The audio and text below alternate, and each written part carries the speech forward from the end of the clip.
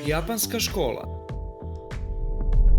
Pravila u japanskim školama su veoma striktna naspram pravila u ostalim školama širom sveta. Međutim, Japanci smatraju da je takav način obrazovanja zaslužan za napredak njihove zemlje. Deca u japanskim školama imaju letnji raspust koji traje samo mjesec dana, tokom kojeg rade zadate školske projekte. Nekada su išli u školu 6 dana nedeljno, međutim 1992. godine donet je zakon da je subota slobodna, ali neke škole se ne pridržavaju tog pravila. Kada su u školi, učenici pored napornog učenja moraju posle završetka časova da očiste celu školu, što uključuje brisanje prašine, ribanje podova u učionicama i toaletima. Crvene hemijske.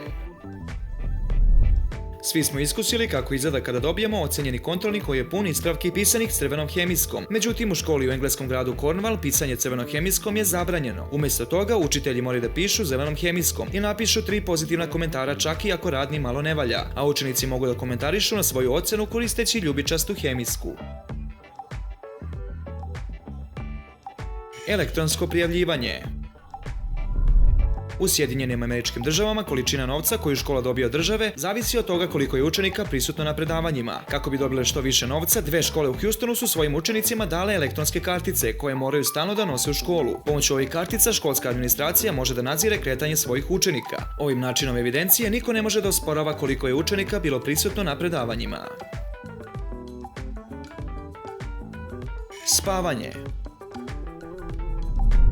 Istraživanja su pokazala da pola sata spavanja tokom dana može da unapredi pamćenje i koncentraciju. U školama u Kini se primjenjuje pravilo da učenici moraju tokom nastave da odremaju barem pola sata. Starija deca posle ručka spavaju za stolovima, dok mlađa deca spavaju na stolovima. Dozvoljeno im je da ponesu ćebad i jastuke kako bi im bilo što komfornije.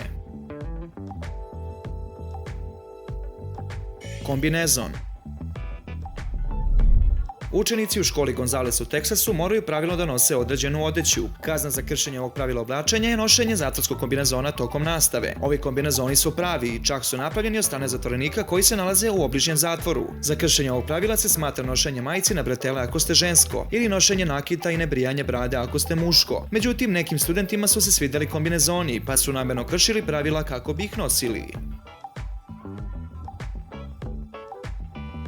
Švercovanje.